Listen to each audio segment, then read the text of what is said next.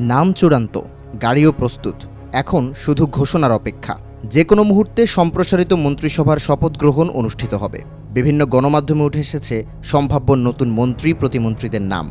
এই তালিকার একজন গাইবান্ধা ৪ আসনের বিএনপির সংসদ সদস্য মোহাম্মদ শামীম কায়সার লিংকন। ত্রয়োদশ জাতীয় সংসদ নির্বাচনে প্রথমবারের মতো বিএনপির সংসদ সদস্য নির্বাচিত হন মোহাম্মদ শামীম কায়সার লিংকন। ইতোমধ্যে তিনি সরকারি ও হজ সংক্রান্ত বিভিন্ন কার্যক্রমে যুক্ত হয়েছেন। ২০২৬ সালের হজ ব্যবস্থাপনা সংক্রান্ত কমিটিতে তাকে কো-অপ্ট করা হয়।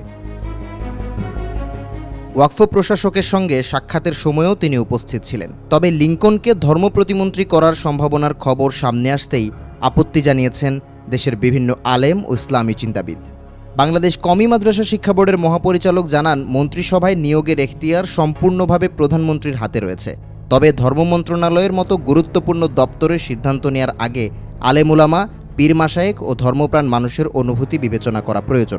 বিচ্ছিন্ন বা ভিন্ন মতাদর্শের কাউকে দায়িত্ব দেওয়া সমীচীন নয়। কেন এই বিরোধিতা তা স্পষ্ট করেছে সম্মিলিত ওলামা মাশায়েখ বাংলাদেশ। সংগঠনটির দাবি, শামীম কায়সার লিংকন পীর মাশায়েখ, তাবলিগ জামাতের কার্যক্রম ও ৪ মাযহাবের বিরোধী, পাশাপাশি লা মাযহাবী আকীদায় বিশ্বাসী। বাংলাদেশের সংখ্যাগরিষ্ঠ মুসলিম জনগোষ্ঠী হানাফি মাযহাবের অনুসারী হওয়ায় ধর্ম প্রতিমন্ত্রীর মতো গুরুত্বপূর্ণ পদে তাকে মেনে নেওয়া সম্ভব নয় বলেও দাবি করেন সংগঠনটির নেতারা। যৌথ বিবৃতিতে শামীম কায়সার লিংকনকে সম্ভাব্য ধর্ম প্রতিমন্ত্রী করার খবরে গভীর উদ্বেগ প্রকাশ করেছেন দেশের অর্ধশতাধিক শীর্ষ ওলামায়ে কেরাম।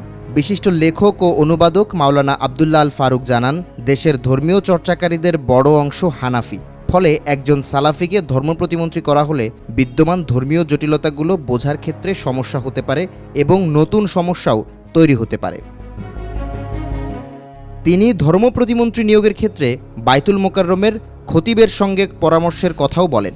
এখানে এসেছে সবচেয়ে বড় রাজনৈতিক সতর্কবার্তা। মাওলানা মহিউদ্দিন রাব্বানীর হুঁশিয়ারি, দাবি মেনে না নিলে সরকারের সঙ্গে দেশের ওলামায়ে কেরামের বিদ্যমান সম্পর্ক ও পারস্পরিক আস্থায় দূরত্ব তৈরি হতে পারে। এই দূরত্ব তৈরি হলে তা সহজে মেরামত করা সম্ভব হবে না বলেও সতর্ক করেছেন তিনি। একই রকম সতর্কবার্তা এসেছে জাতীয় ইমাম পরিষদের পক্ষ থেকে। ধর্মপ্রাণ মুসলিম সংখ্যাগরিষ্ঠ দেশের আলেমদের সঙ্গে বিরোধে জড়িয়ে ক্ষমতা হারিয়েছিলেন শেখ হাসিনা। তারেক রহমান কি রাজনৈতিক সতর্কবার্তা শুনবেন নাকি তৈরি করবেন নতুন অধ্যায়, সেটিই এখন দেখার অপেক্ষা।